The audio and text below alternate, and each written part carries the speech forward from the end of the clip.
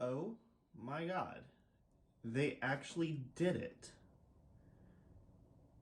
Greenlight actually did it. Today we are reviewing a Will Power car, but we're not really reviewing a Will Power car. We're reviewing the first road course aero kitted Indy car that Greenlight has produced since the DP01 back in 2008. Think about that. And also, ironically, the last road course car that they produced on the DP01 chassis was Will Power's. So, how ironic. But anyways, so let's go into a little bit of a backstory before we dive into the actual car. So back in 2018, we just came off the Aero Kit era, and we know that Greenlight can produce two different cars at once because they did it with the Chevy and the Honda Aero Kits. And we went up to Greenlight in their office and say, hey, why don't you make road course cars? And they're like, and this is literally what they said, we don't think there would be a market for it. Most of our sales come during the month of May, and people would want to buy what they can see on the track, which, by the way, is a irrelevant statement because you do see the road course cars on the track at the Speedway during the month of May. It's called the Grand Prix. So that was their kind of excuse, is that people won't want to buy it because it's not what they're seeing on track during the month of May. So 3 years later, we finally got it. Now then, let me throw on my conspiracy cap here real fast. So last fall, obviously the young Kiwi, Scott McLaughlin, is like the big, thing in getting a lot of people in the Australia, New Zealand region into IndyCar because, he is a V8 Supercars, almost, I wouldn't say legend, but you know what I mean. He's a big deal. So last year, an Australian diecast website who normally carries V8 Supercars, they released pre-production photos of a car. And it was Scott McLaughlin's St. Pete car, and it did have road course configuration wings on it. And it looked like a Greenlight car. Now keep in mind, this is like a month after the Grand Prix of St. Pete last year. So, but Greenlight had not announced that they were going to be doing road course cars yet. So it's one of those things where it's like, okay, I think, and I said this at the time, is like, we might actually be getting road course cars. Because we literally went to their office here in Indianapolis and begged them to do it. And they wouldn't. But here we are. It's 2021. We finally get the road course aero kit cars. So this is not going to be as much as a review of the car. I'm going to cover, the decaling and all that other stuff, blah, blah, blah. But the main focus is going to be on what's different between this car and the cars that we have been getting. And to compare it, I'm going to have my 2020 Simon Pagenaud Snap-on car. Now, the reason I choose it is because the colors are somewhat similar. It's more of a flat muted gray on the Pagenaud car. So it makes it easier to distinguish the differences. And I'm not just talking about the wings, that's a given. But there are other subtle differences to the chassis that have appeared on the road course car that weren't previously on the oval car. So we'll get into that. So let's go ahead and look at this car. So let's go ahead and start at the front wing. So we do have the main plane plus 2 element front wing. I'm a little disappointed with it. Like, don't get me wrong, it looks good still, but I'm a little bit disappointed that this, where the wing elements are, just kind of looks, it looks very bland. Obviously it's one single piece. There's no there's no detached elements or anything like that. It's just one casted wing. Now the front wing main plane is actually pushed forward on the front nose actually a little bit from the oval car, and we'll compare that here in a minute, but kind of get a good look at that. On the front wing, you got Verizon, Dallara, Shell, Pennzoil, Chevy, NTT IndyCar Series 12, and Verizon. And we will get into the shock cover. Now, that shock cover is different. I might as well just go ahead and show the comparison. And you can also see how the front wing is a little bit more detached, a little bit further down. Now the actual center shape, like I got asked if it has the air inlets for the front nose. The answer is no, it does not. So anyways, if you look at the front nose, you can tell the shock cover is definitely different between the two. This one has more pronounced features at the base of the aero screen. It's also got these little, I don't even know what you would call them, but kind of right here by the number 12, the sculpting right here, and that was not on the oval configuration car, even though it is in real life. So the sculpting here is more pronounced and it looks accurate to the real car. And it's great to see that because that just looks great. Seriously, I've always liked that feature on these, but you can definitely see though that, and remember the shock cover on this, on the Pagano car, you know, that was new for 2020 as well. So they've obviously updated the casting, and they didn't need to, but they did. Nobody would have probably noticed the difference unless you're a hardcore collector, but they did change it to where the air inlets here are more pronounced. It's got this piece, or this sculpting right here by the one of the suspension supports where it meets into the tub. Like, they didn't need to do that. A lot of people would have been just fine with it, but they went ahead and added it, so I'm pretty happy with that. Aero screen, nothing's changed. You know, it's got willpower. The decaling, they've had some struggles with it. In person, you can see where like the decaling is like in 3 pieces, where it ends here, ends here. So you got the Chevy logo, willpower, and then the Chevy logo on this side, and you can kind of see where the overlap is. And it is a different color from the actual metal halo. I guess A for effort. So the suspension, the same. It's nice to see the chrome rims up here. Hitachi. It's good to see that this one doesn't have the terrible issue that I've been having with the newer releases, especially the 2021s, where like this area right here likes to separate. If you want to know what I'm talking about, look at my Grand Ray Hall review. There is a little bit of a gap right there where you can see kind of where it connects in. It's hard to see on camera. Shout out to V-Power Nitro Plus. Gotta do the hell yeah voice. NTT IndyCar Series, Speedway. One thing I'm disappointed about, there's 2 letdowns. Because in order to change this front wing, you basically have to change the whole chassis of the car. So basically from here, all of this, minus the shock cover, minus the engine cover, minus the halo and the roll hoop. But basically this entire area you would have to change in order to add the front wing, because on these cars, if you look underneath, it's part of that main chassis of the diecast.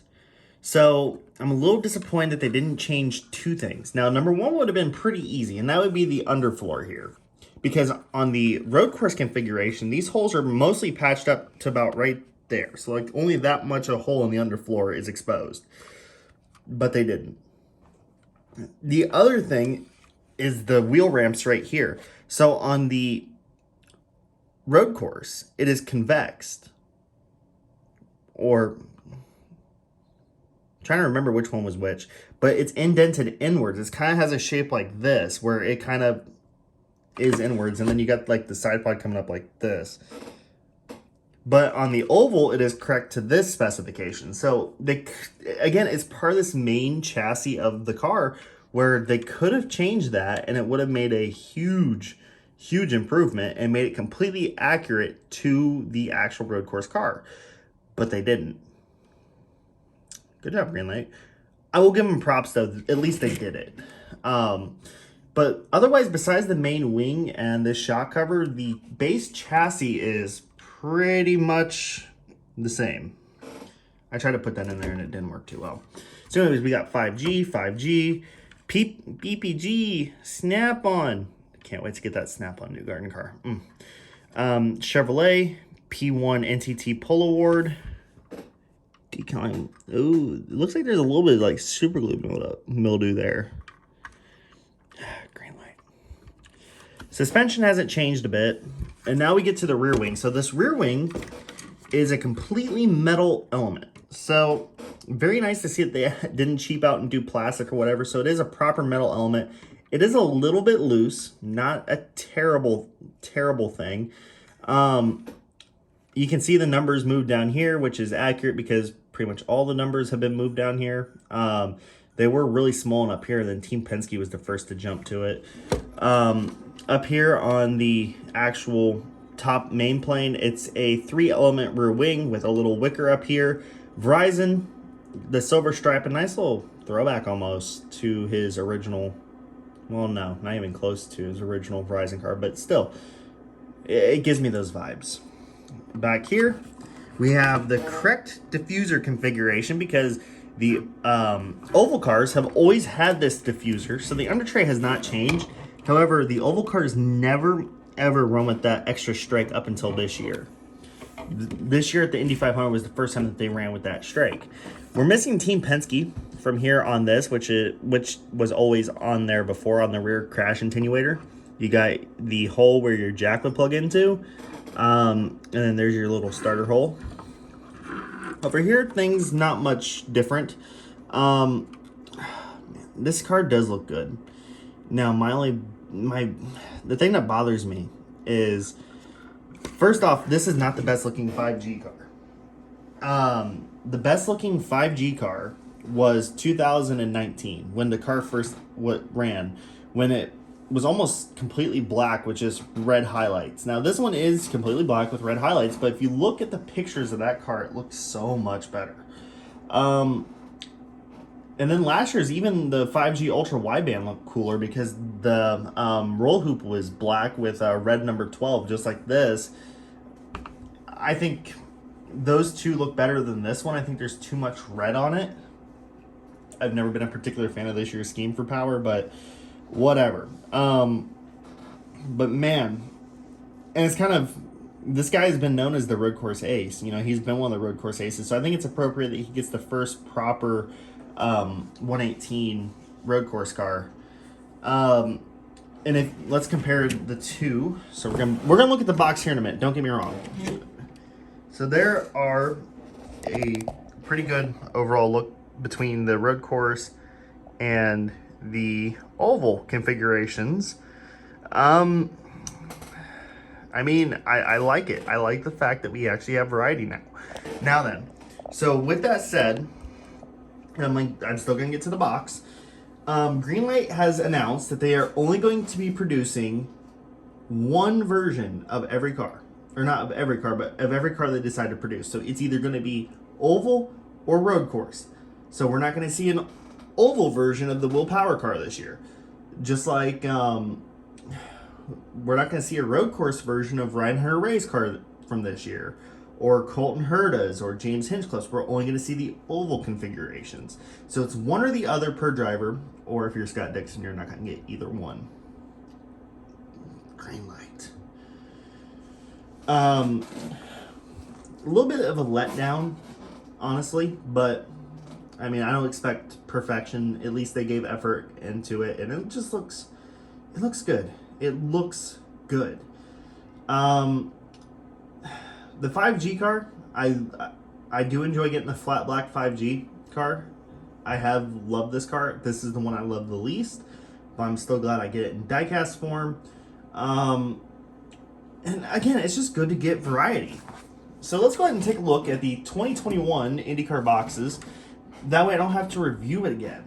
So you get the driver's name, generic IndyCar logo, NTT IndyCar Series, the team in the back with the primary color of the car, and of course the team name. This one, Team Penske. Or wait, it's Team Cindric. Team Cindric. I'm never gonna be able to say Tim Cindric without like doing the Team Cindric. Freaking Helio. Over here, we get the secondary color of the car with the number, and on the back, we get a quote. Now then, I usually say pause the video if you want to read the quote, but I'm going to read it to you. You get his birthday, Toowoomba, Australia, because, you know, that's... Pause the video, say Toowoomba, Australia, or Toowoomba, just Toowoomba, 10 times. It's really fun to say. And then you get his nationality, which is, of course, Australian. And then you get the quote. The level of competition within the NTT IndyCar series is amazing, and seeing my name to some of the best to ever race here is something that continues to push me every time we race. What? Who am I saying that to? Oh. Okay. And of course, Greenlight Collectibles, a big NTT IndyCar series, and the usual stuff underneath. I also want to give a special shout out to Steve K, 51 I believe it is. He went to Road America this weekend, and because IMS does not have these on their shelves, and I'm not going to say yet because I don't think they will, I wanted to say a special thanks to him for grabbing it up for me and bringing it back. Definitely really appreciate it, Steve. You're awesome. If you're ever at a go-karting event and you see Steve K, cheer him on, because if you don't, you're a bad person. Just saying. Anyways, so that's it for this review, guys. We actually got road course cars, and I actually did a review of it. Yay me, yay Greenlight, yay you for watching this, and yay Joe Donahue, because he's a good guy.